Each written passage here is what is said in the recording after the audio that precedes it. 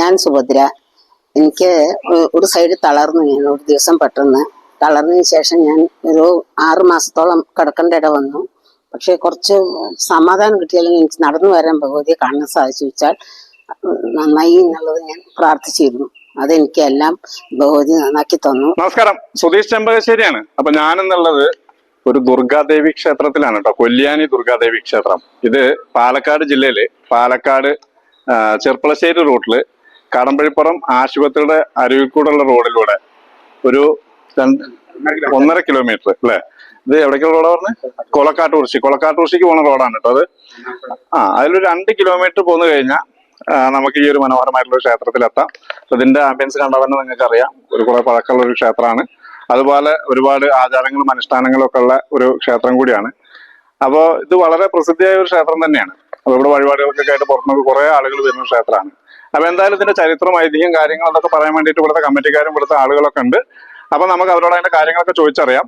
ഈ വീഡിയോ ഞാൻ ഫേസ്ബുക്കിലും യൂട്യൂബിലും അപ്ലോഡ് ചെയ്യും. ഫേസ്ബുക്കിൽ ആദ്യമായിട്ട് വീഡിയോ കാണുന്ന ആളുകളാണെങ്കിൽ ഒന്ന് പേജ് ഫോളോ ചെയ്തിട്ട് വീഡിയോ കാണാം. യൂട്യൂബിലാണെങ്കിൽ ഒന്ന് സബ്സ്ക്രൈബ് കൊടുക്കുക, മാക്സിമം ലൈക്ക്, ഷെയർ, കമന്റ് ചെയ്യുക. നമ്മുടെ ഇതുപോലുള്ള ഗ്രാമപ്രദേശങ്ങളിലുള്ള അമ്പലങ്ങളൊക്കെ അറിയപ്പെടാത്ത ദേശങ്ങളിലേക്കും അറിയപ്പെടാത്ത ആളുകളിലേക്കും എത്തിച്ചേരട്ടെ. അപ്പൊ അതുകൊണ്ട് എല്ലാവരും ഈ വീഡിയോ ഒന്ന് ഷെയർ ചെയ്യാം കേട്ടോ. ഓക്കെ. എൻ്റെ പേര് നാരായണൻ മാസ്റ്റർ. ഈ ഇപ്പോഴുള്ള കമ്മിറ്റിയിലെ രക്ഷാധികാരികളിൽ ഒരാളാണ്. ഈ ക്ഷേത്രത്തെക്കുറിച്ച് സംസാരിക്കുന്നത്. ഈ ക്ഷേത്രം എന്ന് പറഞ്ഞാൽ ക്ഷേത്രത്തിൻ്റെ ഒരു ഭാഗത്ത് സരസ്വതി ക്ഷേത്രമായ പ്രതിഭാ ഗ്രന്ഥശാല, മറ്റൊരു ഭാഗത്ത് അംഗൻവാടി, മറ്റൊരു ഭാഗത്ത് ശ്രീ ദുർഗാ ട്രസ്റ്റിന്റെ കല്യാണ മണ്ഡപം. ഇതിൽ നിൽക്കുന്ന ശാന്തസുന്ദരവും സമൃദ്ധവുമായ ഒരു ഗ്രാമത്തിലാണ് ഈ ക്ഷേത്രം സ്ഥിതി ചെയ്യുന്നത്. ഈ ക്ഷേത്രത്തിന്റെ പുരാതന അവസ്ഥ വളരെ ശോചനീയമാണ്. ഏകദേശം 500 കൊല്ലത്തെ പഴക്കം ഈ ക്ഷേത്രത്തിനുണ്ടെന്ന് രേഖപ്പെടുത്തുന്നു. ഇത് ആദ്യം ഈ പ്രദേശം മുഴുവനും കാട്, പലതരം വൃക്ഷങ്ങളും കാടുകളും ചുറ്റപ്പെട്ട് കിടക്കുന്ന ഒരു പ്രദേശമായിരുന്നു. ഇവിടെയുള്ള ഒരു അയിനിമരം ഉണ്ടായിരുന്നു. ഈ അയിനിമരത്തിന്റെ താഴെ ഒരു ദുർഭരണം സംഭവിച്ചതായി കാരണവന്മാർ പറഞ്ഞു കേട്ടിട്ടുണ്ട്. അങ്ങനെ കൊല്ലി, അയനി എന്നുള്ള ആ സങ്കല്പത്തിൽ നിന്നാണ് പിന്നീട് ലോപിച്ച് കൊല്ലിയാനി ആയത്. ഈ കൊല്ലിയാനി ഒരു ഗ്രാമം തന്നെയാണ്. വിവിധ ആളുകള് വളരെ സമൃദ്ധിയോടും സ്വന്തമായും പരസ്പരം സ്നേഹിച്ചും ജീവിക്കുന്ന ഒരു സമൂഹമാണ് ഈ കൊല്ലിയാനി പ്രദേശത്തുള്ളത്. അവരുടെ ഒരു പരദൈവതയായിട്ടാണ് ഈ ക്ഷേത്രം. ഇത് വനദുർഗയാണ്. പടിഞ്ഞാറോട്ട് മുഖം കാട്ടി ഇരിക്കുന്ന സ്ഥിതി ചെയ്യുന്ന വനദുർഗയാണ് ഇവിടുത്തെ പ്രതിഷ്ഠ. ധാരാളം ആളുകൾക്ക് അവരുടെ പ്രാർത്ഥന ചെയ്താൽ, വഴിപാട് ചെയ്താൽ അതിൻ്റെ ഫലം സിദ്ധിച്ചതായി പറഞ്ഞു കേട്ടിട്ടുണ്ട്. ഇത് 1962 മുമ്പ് ഈ ക്ഷേത്രം ഉണ്ടോ എന്ന് പോലും അറിയാത്തൊരവസ്ഥയായിരുന്നു. പിന്നീട് 62 ഈ ക്ഷേത്രത്തിലെ മരങ്ങളൊക്കെ ഇവിടുത്തെ പുരോഗമനങ്ങളായ ആളുകൾ സംഘം ചേർന്ന് കാടൊക്കെ വെട്ടി തെളിച്ച്, പിന്നെ അപ്പോൾ ക്ഷേത്രത്തിന്റെ അവശിഷ്ടങ്ങള്, മണിക്കിണറ്, അതുപോലെ പടവുകളൊക്കെ കണ്ടെത്തുകയും, ഈ ആദ്യം ക്ഷേത്രം ഓല മേഞ്ഞിരുന്നതാണ്. ആ ഓലയെല്ലാം മാറ്റി അതിനുശേഷമാണ് ഈ ക്ഷേത്രമായിട്ട് സങ്കല്പിച്ചത് ഇതായിട്ട് തോന്നുന്നു. 62 ശേഷം ഈ ക്ഷേത്രത്തിലെ പിന്നെ ദേവപ്രതിഷ്ഠ, അതുപോലെ മറ്റു കാര്യങ്ങളൊക്കെ ആളുകൾ ചെയ്ത് വന്നിരുന്നു.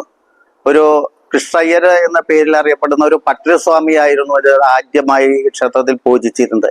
അദ്ദേഹം അനവധി വർഷക്കാലം ഈ ക്ഷേത്രത്തിലെ പൂജാരിയായിരുന്നു. അപ്പോൾ ഈ പുനഃപ്രതിഷ്ഠ നടത്തുന്നതിന് മുമ്പ് ഈ വിഗ്രഹം കേടുപാടുകൾ സംഭവിച്ചതായിരുന്നു. 1975 മറ്റോ ആണ് ഈ ക്ഷേത്രം പുനരുദ്ധാരണം ചെയ്ത് അതിലെ വിഗ്രഹമൊക്കെ പുനഃപ്രതിഷ്ഠ ചെയ്ത് ഒരു ക്ഷേത്ര സങ്കല്പത്തിലേക്ക് എത്തിക്കാൻ സാധിച്ചത്. ആദ്യകാലത്ത് ഈ ക്ഷേത്രത്തിൽ വരുമാനമൊന്നും ഉണ്ടായിരുന്നില്ല. അന്ന് ഇവിടുത്തെ ആളുകളെ ഓരോ വീട്ടിലും പോയി ഓരോ കുടം വെച്ച് പിടിയരി ഇട്ട് ആ പിടിയരി സംഭരിച്ചു കൊണ്ടുവന്നിട്ടാണ് ഇവിടുത്തെ നിത്യപൂജകള് ചെയ്തിരുന്നത്. പണ്ട് ഈ പ്രദേശം മുഴുവൻ കൃഷിസ്ഥലങ്ങളായിരുന്നു. അന്ന് കന്നുതെളി, കന്നുപൂട്ടലൊക്കെ ആളുകളുടെ തൊഴിലായിരുന്നു. അപ്പൊ അന്ന് ഇവിടെയുള്ള 2 കാളകളെ കടമ്പൂര് മനക്കിലെ പിന്നെ എന്താ അതിന് പറയാ, കന്നുതെളിക്ക് കൊണ്ടുപോയി ഒന്നാം സ്ഥാനം കിട്ടുകയും അതിന്റെ ഫലമായിട്ട് ഒരു വലിയ ഷീൽഡ് കിട്ടുകയും ചെയ്തു. ആ ഷീൽഡ് അമ്പലത്തിലേക്ക് അവർ സംഭാവന ചെയ്തു. ആ ഷീൽഡ് ലേലം ചെയ്ത് വിറ്റ് പണമൊക്കെ സംഭരിച്ചിട്ടാണ് ഈ ക്ഷേത്രത്തിന് പുരോഗതിയിലേക്ക് നയിച്ചിരുന്നത്. ഒട്ടനവധി പേരുടെ നിരന്തര പ്രയത്നം ഈ ക്ഷേത്രം ഈ രൂപത്തിൽ എത്തുന്നതിന് അതിന് പിന്നിലുണ്ട്. പിന്നീട് പലവിധ പൂജകളും ഒക്കെ നടത്തി ക്ഷേത്രം ക്രമേണ അഭിവൃദ്ധിപ്പെട്ടു വന്നു. ചുറ്റമ്പലം പണി തീർത്തു. അതുപോലെ ഇന്ന് ഈ കാണുന്ന അവസ്ഥയിലേക്ക് ക്ഷേത്രത്തിനെ മാറ്റാൻ സാധിച്ചു. ആദ്യം കാലത്ത് പുല്ലും വൈക്കോലും കൊണ്ട് മേഞ്ഞതായിരുന്നു അത്ര ഈ ക്ഷേത്രം. അപ്പോ അതിൽ നിന്നൊക്കെ മാറി ഇന്നത്തെ രൂപത്തിലെത്തി. ഇന്ന് ഈ ക്ഷേത്രം ഇവിടെ ഭരിക്കുന്ന ആളുകളിൽ നിന്ന് കമ്മിറ്റിയാണ് ഇവിടെ ഭരിക്കുന്നത്. ആ കമ്മിറ്റിയുടെ കീഴിൽ നല്ല രീതിയിലുള്ള പ്രവർത്തനം നടത്തി പല വഴിപാടുകളൊക്കെ ചെയ്ത് ഉണ്ടായിരുന്നു. അപ്പോൾ ഈ ക്ഷേത്രത്തിന്റെ ഇത് കാര്യമായിട്ട് ക്ഷേത്രത്തിന് സങ്കല്പങ്ങള് അല്ല പുരോഗമനപരമായ പ്രവർത്തനങ്ങൾ ഇവിടെ നടക്കുന്നുണ്ട്. ഇവിടെ പ്രസിദ്ധമായ കുളത്തിൽ നീന്തൽ പരിശീലനം നടത്താറുണ്ട്. അതുപോലെ നൃത്തനൃത്യങ്ങൾ അമ്പലത്തിന്റെ ഇതിലായിട്ട് നടത്താറുണ്ട്. പിന്നെ അങ്ങനെ ഒട്ടനവധി പ്രവർത്തനങ്ങൾ, അതുപോലെ കർഷകർക്ക് വേണ്ട സെമിനാറുകൾ അതെല്ലാം നടത്തി വരുന്ന എല്ലാ ആളുകൾക്കും അതും കൂടി ക്ഷേത്രം എന്ന് പറയുന്നത് പൂജാകാര്യങ്ങൾക്കല്ല, മറ്റ് സാമൂഹ്യ പ്രവർത്തനങ്ങളും കൂടി ഉപയോഗപ്പെടുത്തുന്നു എന്ന് സൂചിപ്പിക്കാനാണ് ഞാനിത് പറഞ്ഞത്. എൻ്റെ പേര് ശങ്കരൻകുട്ടി. ഞാൻ ഈ ക്ഷേത്ര കമ്മിറ്റിയുടെ ഒരു മെമ്പറാണ്. വളരെ കാലം മുമ്പ് ഇന്ന് മൺമറഞ്ഞു പോയ നിരവധി ഭക്തജനങ്ങളുടെ സഹകരണം കൊണ്ട് 1960 മുതൽ ഇതിന്റെ പ്രവർത്തനം നടത്തി വന്നിരുന്നതാണ്, പുനരുദ്ധാരണ പ്രവർത്തനം. ആ കാലഘട്ടത്തില് നമ്മള് ഇവിടെ അന്ന് ഈ റോഡോ മറ്റു കാര്യങ്ങളോ ഇല്ലാത്തൊരവസ്ഥയിൽ ആയിരുന്നു ക്ഷേത്രം നിന്നത്. ഇന്ന് കാണുന്ന ഈ റോഡ്, ക്ഷേത്രത്തിന്റെ മുൻവശത്ത് കൂടെ പോകുന്ന റോഡ്, കടമ്പളിപ്പുറത്ത് നിന്ന് 1.5 കിലോമീറ്റർ സഞ്ചരിച്ചാൽ എത്തുന്ന ദൂരത്തിന്റെ മെയിൻ റോഡിന്റെ പക്കത്തുള്ള ഈ ക്ഷേത്രം ചരിത്രപ്രധാനമായ ഒരു ദേവീക്ഷേത്രമാണ്. ആ ദുർഗാക്ഷേത്രത്തിന്റെ പ്രാധാന്യം നമ്മൾ ഓരോരുത്തരും മനസ്സിലാക്കുന്നത് എന്താണ്, ഇതിന്റെ പ്രതിഷ്ഠ ചൈതന്യം എന്ന് ഇവിടുത്തെ വഴിപാടുകളിൽ നിന്ന് ഓരോരുത്തർക്കും മനസ്സിലാക്കിക്കൊണ്ടിരിക്കുകയാണ്. അതിനെ സംബന്ധിച്ച് വിശദമായി നമ്മുടെ ക്ഷേത്ര കമ്മിറ്റി ഭാരവാഹികൾ സംസാരിക്കും. എനിക്ക് പറയാനുള്ളത് ക്ഷേത്രത്തിന്റെ പുനരുദ്ധാരണ പ്രവർത്തനം സംബന്ധിച്ച് മാത്രമാണ്. ആ പുനരുദ്ധാരണ പ്രവർത്തനം ആദ്യത്തെ കാലഘട്ടത്തിൽ ഈ കാടും മണ്ണും മൂടിക്കിടന്നിരുന്ന സ്ഥലത്ത് നിന്ന് 1960-60 കാലഘട്ടത്തിൽ മൺമറഞ്ഞു പോയവരുടെ പ്രയത്നം കൊണ്ട് മണ്ണും ചെളിയും ഒക്കെ മാറ്റി ആ കാലഘട്ടത്തില് ചുറ്റമ്പലത്തിന്റെ തറകൾ കാണുകയും ശ്രീകോവിലിന്റെ തറ വരെ മണ്ണ് തോന്നു കിടന്നിരുന്ന കാലഘട്ടത്തിലാണ്, എനിക്കന്ന് 7-8 വയസ്സുണ്ടാവും, ആ കാലഘട്ടത്തിലാണ് അത് ഉണ്ടായിരുന്നത്. ആ ചുറ്റമ്പലത്തിന്റെ മണ്ണ് മാറ്റിയ സമയത്ത് ഒരു മണിക്കിണറിന്റെ സ്ഥാനം കാണുന്നുണ്ടായി. കെട്ടുകല്ലുകൊണ്ട് പണി തീർത്ത മണിക്കിണർ. ആ മണിക്കിണറിൽ മണ്ണൊക്കെ മാറ്റി ക്ഷേത്രത്തിലേക്ക് ആവശ്യമായ വെള്ളം എടുത്ത് ഉപയോഗിക്കാനുള്ള സൗകര്യമാക്കി തീർക്കുകയും അതിനെ തുടർന്ന് അന്നത്തെ കാലഘട്ടം പൂജാരി ക്ഷേത്രത്തിന്റെ പുറത്തു നിന്നാണ് പൂജിച്ചിരുന്നത്. കാരണം ഉള്ളിൽ ശ്രീകോവിലൊക്കെ ഇടിഞ്ഞു പൊളിഞ്ഞ് കേട് വന്നിരുന്ന ശ്രീകോവിലെ ഉള്ളിൽ കിടക്കാൻ ഭയം കൊണ്ട് ആ പൂജാരി പുറത്തു നിന്ന് വാതിൽ തുറന്നു വെച്ചാണ് പൂജ നടത്തിയിരുന്നത്. അതിനുശേഷം ആ പട്ടമേഞ്ഞ് മൂടിക്കൊണ്ടത്ത് തേവർ കിട്ടിയിട്ട് ഇന്നാള് അദ്ദേഹമാണ് ഈ ക്ഷേത്രത്തിന്റെ കൊല്ലം തോറും വൈക്കോൽ കൊണ്ടോ വട്ടം കൊണ്ടോ മേഞ്ഞു വന്നിരുന്നത്. അതിനുശേഷം അന്ന് 62-ന് ശേഷം പുതിയ ഭരണസമിതി വരികയും ആ ഭരണസമിതി നേതൃത്വത്തില് കഴുക്കോല് ഓടും പട്ടികയും വെച്ച് കഴുക്കോലുകൊണ്ട് പട്ടികയും വെച്ച് മരവും കഴുക്കോലും വെച്ചുകൊണ്ട് ഓടുമേഞ്ഞ് അത് അവസ്ഥയിലാക്കി തീർത്തു. അതിനുശേഷം ദേവപ്രശ്നം വെച്ച കാര്യങ്ങളെ പറഞ്ഞ നാരായണ മാഷി സംസാരിച്ചിട്ടുണ്ടായി. ആ ദേവപ്രശ്നം ഉരുത്തിരിഞ്ഞ പ്രകാരമാണ് ഈ വിഗ്രഹം മാറ്റി സ്ഥാപിക്കാനുള്ള കാരണമുണ്ടായത്. 75 കാലഘട്ടത്തിലെ ഈ ക്ഷേത്രത്തിലെ ദേവി വിഗ്രഹം മുടങ്ങിയതാണെന്ന് മനസ്സിലായതിനു ശേഷം പുനഃപ്രതിഷ്ഠ നടത്താനുള്ള സൗകര്യം അന്നത്തെ ഭാരവാഹികൾ ചെയ്യുകയും ആ പുനഃപ്രതിഷ്ഠയ്ക്ക് ശേഷം ഇവിടെ നിത്യേന എന്നോണം ഭജന മറ്റു കാര്യങ്ങൾ ക്ഷേത്ര ആചാരപ്രകാരമുള്ള ക്രിയാദികളൊക്കെ നടന്നു വന്നതിന്റെ പശ്ചാത്തലത്തിൽ ചൈതന്യവത്താവുകയും അതിനെ തുടർന്ന് പിന്നീട് ചിറ്റമ്പലം ശ്രീകോവിൽ ആദ്യമായി വാർക്കുകയും തുടർന്ന് മുഖമണ്ഡപത്തിന്റെ നിർമ്മാണത്തിന്റെ പ്രവർത്തനവും ചിറ്റമ്പല നിർമ്മാണവും നടത്തുകയും ചെയ്തു. ആ ചിറ്റമ്പലത്തിനുള്ളിൽ ഗോശാലകൃഷ്ണൻ, ധർമ്മശാസ്താവ്, ഗണപതി എന്നീ ഉപദേവ പ്രതിഷ്ഠകൾ പ്രതിഷ്ഠിച്ചു വന്നിരുന്നുണ്ട്. ഇന്ന് ആരാധിച്ചു വരുന്നുണ്ട്. ആ ആരാധനയ്ക്ക് പുറമെ നാഗപ്രതിഷ്ഠ, ബ്രഹ്മരക്ഷസ് പ്രതിഷ്ഠ എന്നിവയും വെച്ച് ആരാധിച്ചു വരുന്നു. നമ്മുടെ ഈ പരിസരവാസികൾ കൂടാതെ പുറം രാജ്യങ്ങളിൽ നിന്നുള്ള ആൾക്കാരും പുറത്തുനിന്ന് ആൾക്കാരും ഇവിടെ ക്ഷേത്രത്തിന്റെ ചൈതന്യ ശക്തി മനസ്സിലാക്കിക്കൊണ്ട് ഇവിടേക്ക് പ്രത്യേക വഴിപാടുകൾ നടത്തി വരുന്നുണ്ട്. അത് ഈ ക്ഷേത്രത്തിന്റെ ചരിത്രപ്രധാനമായ ഒരു അവസ്ഥയാണ്. ഇതുകൂടാതെ ക്ഷേത്രത്തിന്റെ മുൻപിൽ കണ്ടുകൊണ്ടിരിക്കുന്ന മുഖമണ്ഡപത്തിന് പുറത്തുള്ള ആനക്കൊട്ടിൽ നിർമ്മാണം അടുത്ത കാലത്തായി കമ്മിറ്റി മാറ്റി ചെയ്തതാണ്.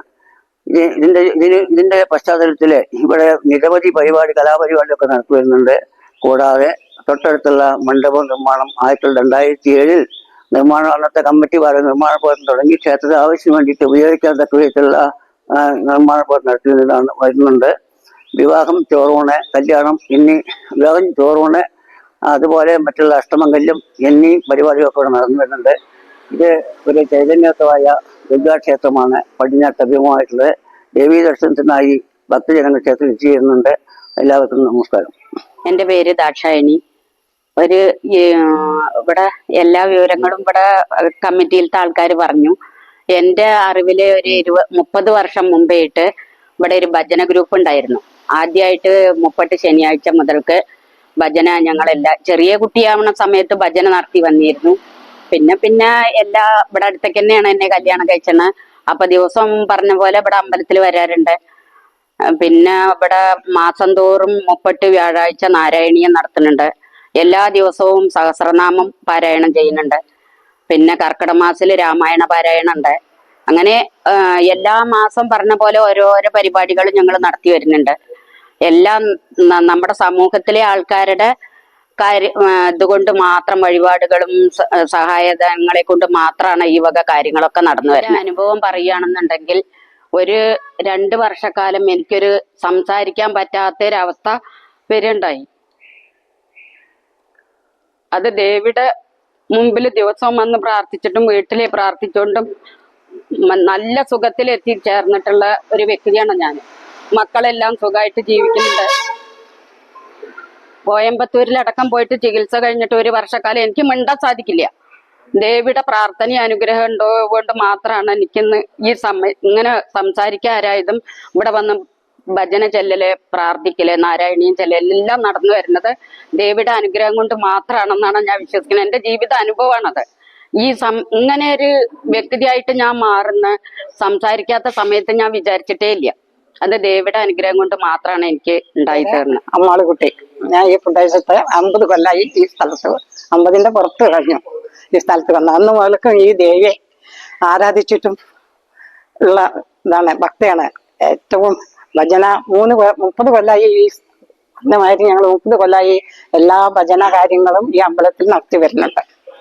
അതേമാതിരി എനിക്ക് ഒരു അനുഭവം ഉണ്ടായിട്ടുണ്ട്. എനിക്ക് എൻ്റെ ഒരു മകനെ അപ്രത്യക്ഷമായിട്ട് കാണാൻ, അവന്റെ സ്വന്തം ഒരു ബിസിനസ് ചെയ്യുന്ന സമയത്ത് അവൻ പുറത്ത് പോയി. വൈകുന്നേരത്ത് ഭാര്യ പോണ സമയത്ത് പറഞ്ഞതാണ്, ഞാൻ എന്താ വരുന്നു പറഞ്ഞത്. എന്ന ആളെ കണ്ടില്ല. അങ്ങനെ കണ്ടില്ല എന്ന് കണ്ടപ്പോൾ 4 ദിവസം എൻ്റെ അടുത്ത് പറയാതെ കണ്ട് എൻ്റെ കുടുംബങ്ങളും അതും അവരുടെ ആൾക്കാരും മുഴുവനും മദ്രാസിൽ പോയി അന്വേഷിച്ച് കണ്ടുപിടിച്ചു. ഇത് നമ്മുടെ അമ്പലത്തിൽ പരിപാടി നടക്കുന്ന ദിവസമാണ്. ആ അമ്പലത്തിൽ പരിപാടി നടക്കുന്ന സമയത്ത് അവസാനം അവർക്ക് എന്നെ വിളിക്കാതെ കൊണ്ട് എന്നോട് പറയാതെ പറ്റില്ല എന്നുള്ള സ്ഥിതി വന്നപ്പോ പറഞ്ഞു, ഞങ്ങൾ ഒരു വീട് മാറുകയാണ് മദ്രാസിലെ മകൻ.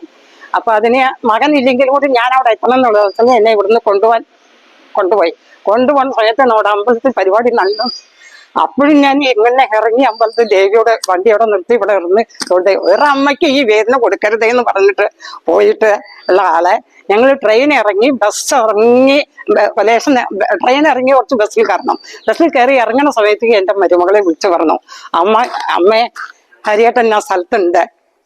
ഹരിയേട്ടന്റെ ഫ്രണ്ടിനെ വിളിച്ചിരുന്നു. അപ്പൊ അതൊരു ദേവിയുടെ ശക്തിയായിട്ടാണ് ഞാൻ അത് കണക്കാണുന്നത്.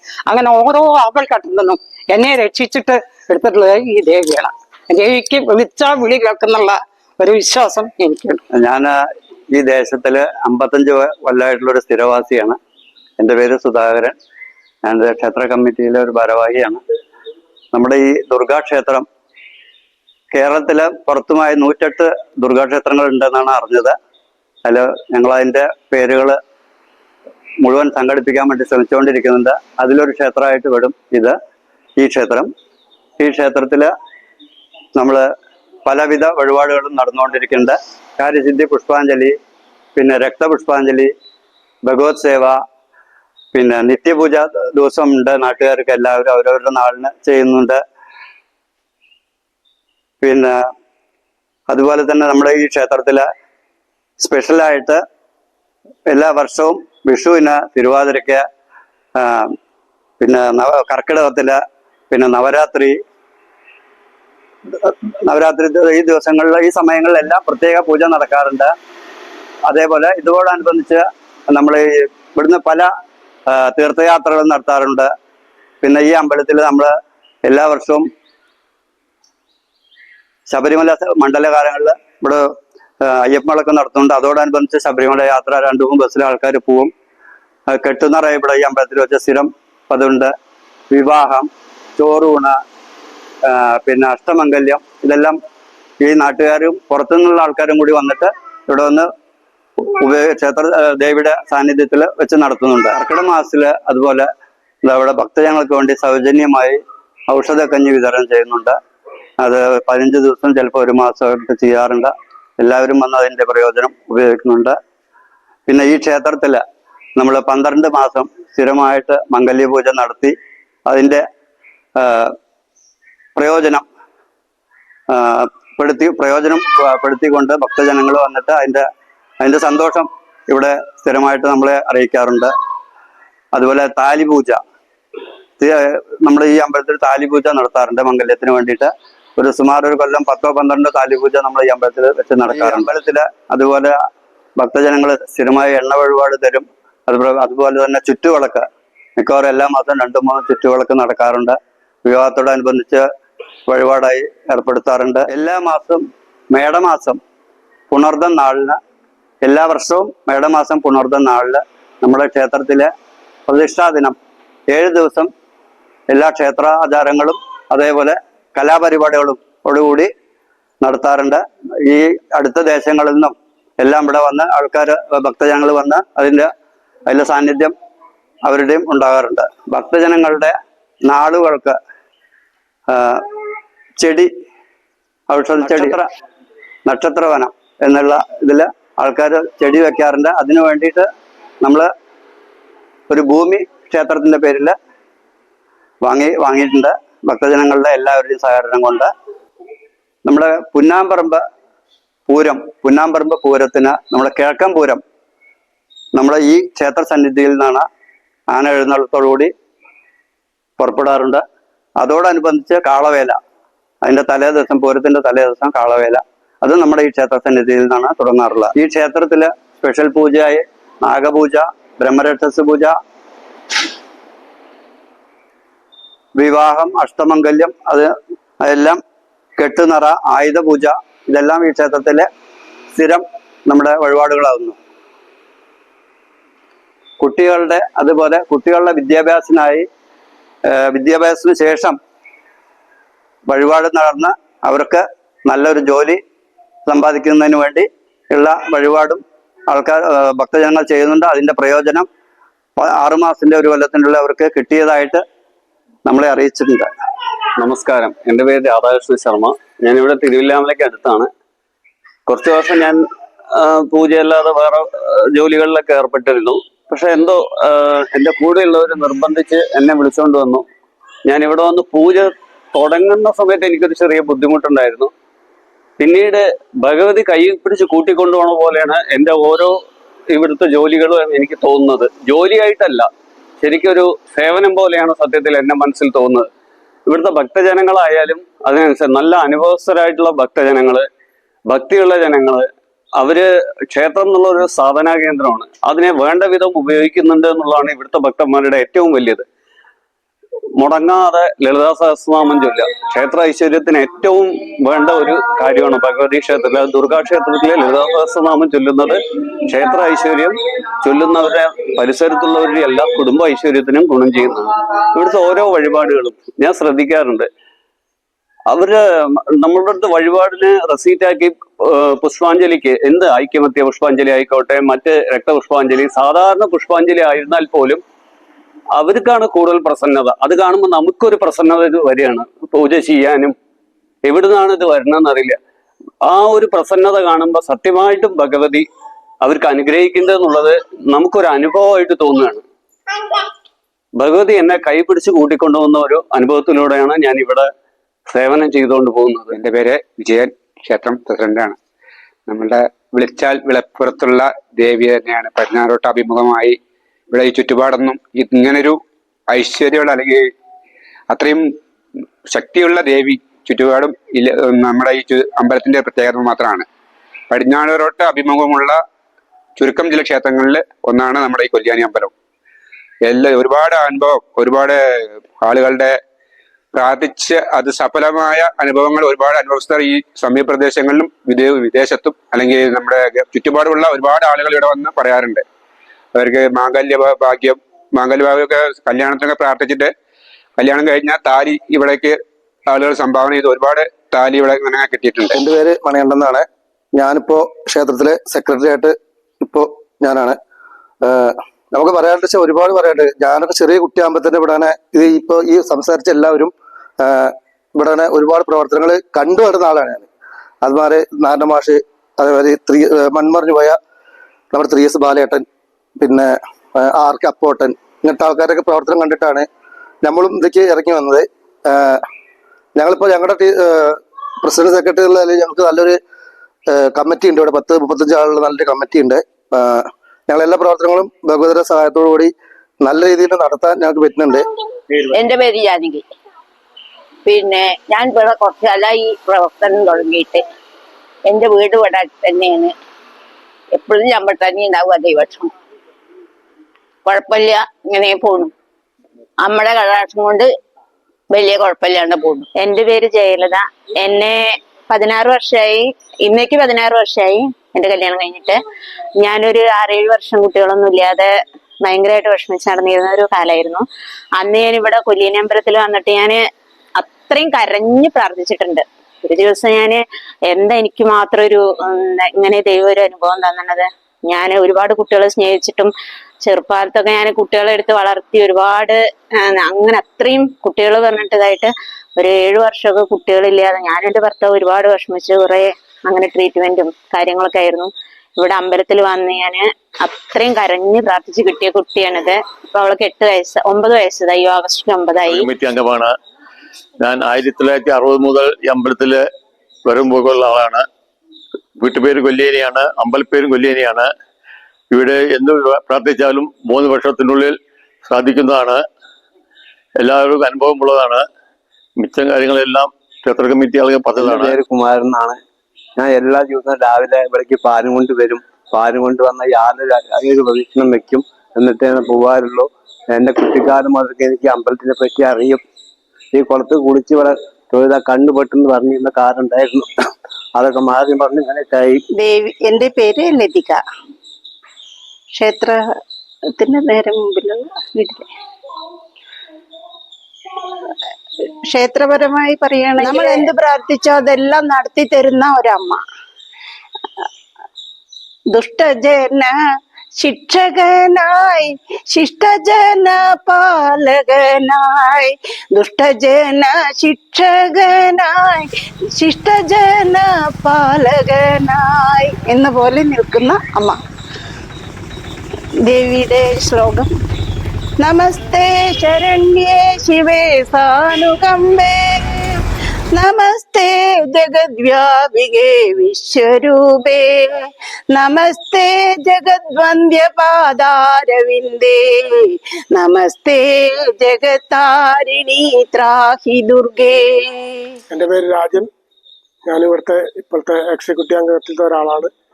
ഈ ക്ഷേത്രത്തിൻ്റെ ഈ കാണുന്ന പുരോഗതിക്കെല്ലാം ഒരു 8-10 വർഷമായി എൻ്റെ സാന്നിധ്യം ഉണ്ടാവാറുണ്ട്. അതുപോലെ തന്നെ ഇവിടെ വരുന്ന ഭക്തജനങ്ങൾക്ക് മനസ്സറിഞ്ഞ് പ്രാർത്ഥിച്ചാൽ അതിൻ്റെ ഫലം കിട്ടി തിരിച്ചു പോകുന്നത് നമ്മൾ ഒരുപാട് തവണ കണ്ടിട്ടുണ്ട്. ഭക്തജനങ്ങൾ ഇങ്ങോട്ട് പറയുന്നത് നമ്മൾ കേട്ടിട്ടുണ്ട്.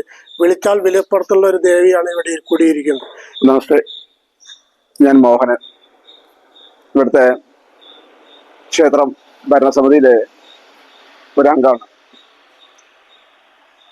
ഇവിടെ ചെറുപ്പം മുതൽ ഭഗവതിയുടെ തിരുമുറ്റത്ത് കളിച്ച് വളർന്ന് പഠനത്തിന് ശേഷം നമ്മുടെ സംസ്ഥാനത്തിൻ്റെ വിവിധ ഭാഗങ്ങളിൽ അല്ലെങ്കിൽ ഇന്ത്യയുടെ വിവിധ ഭാഗങ്ങളിൽ എന്തിനേറെ പറയുന്നു, ലോകത്തിന് നാനാഭാഗങ്ങളിൽ ജോലി ചെയ്യുന്ന പ്രമുഖര് ഈ നാട്ടുകാരാണെന്നുള്ള കാര്യത്തിൽ എനിക്ക് പറയാൻ വല്ല അഭിമാനമുണ്ട്. ഭഗവതിയുടെ അനുഗ്രഹ ആശംസകൾ കൊണ്ട് മാത്രമാണ് അവർക്ക് ഉന്നത സ്ഥാനങ്ങൾ വഹിക്കാനും അതിലെ പ്രാഗൽഭ്യം തെളിയിക്കാനും കഴിഞ്ഞതെന്നാണ് ഒരു എളിയ ഭക്തനായ രീതിയിൽ ഞാൻ വിശ്വസിച്ചു പോരുന്നത്. നമ്മുടെ കൊല്യാനി ദുർഗാ ഭഗവതി ക്ഷേത്രം വനദുർഗ ഭഗവതി ക്ഷേത്രമായിട്ടാണ് എനിക്കറിയാൻ കഴിഞ്ഞത്.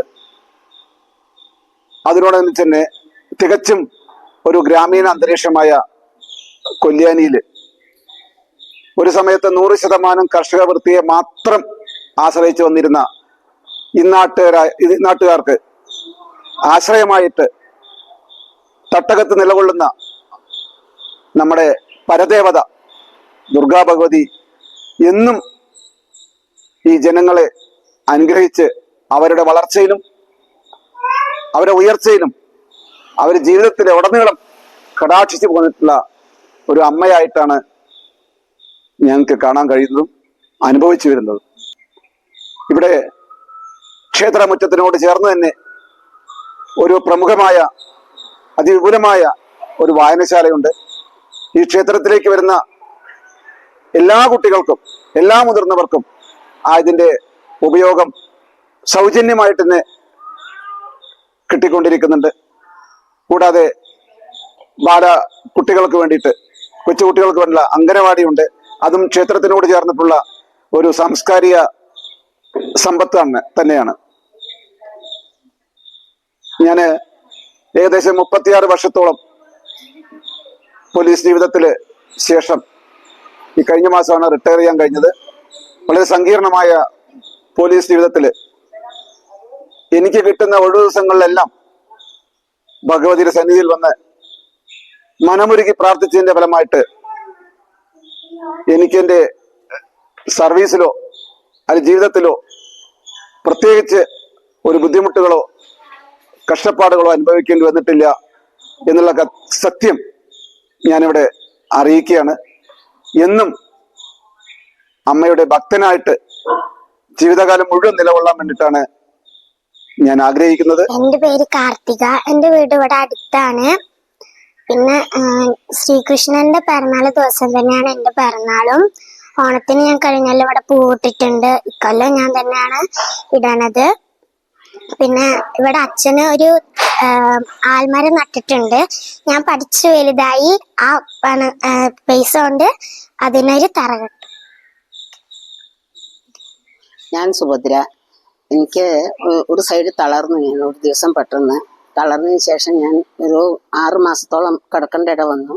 പക്ഷെ കുറച്ച് സമാധാനം കിട്ടിയാലും എനിക്ക് നടന്നു വരാൻ ഭഗവതിയെ കാണാൻ സാധിച്ചു വെച്ചാൽ നന്നായി എന്നുള്ളത് ഞാൻ പ്രാർത്ഥിച്ചിരുന്നു.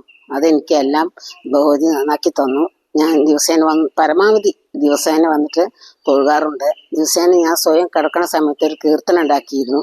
ആ കീർത്തനം ഞാൻ ദിവസം ഇവിടെ വന്ന് ചെല്ലാറുള്ളത്. ദൈവം അത് മാത്രമേ ഞാൻ അപേക്ഷിക്കാറുള്ളൂ.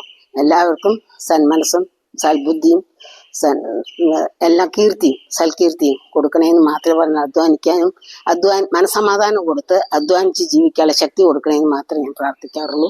അതെനിക്ക് അനുഭവത്തിൽ വന്നു. ദൈവം എനിക്കെല്ലാം തന്നു.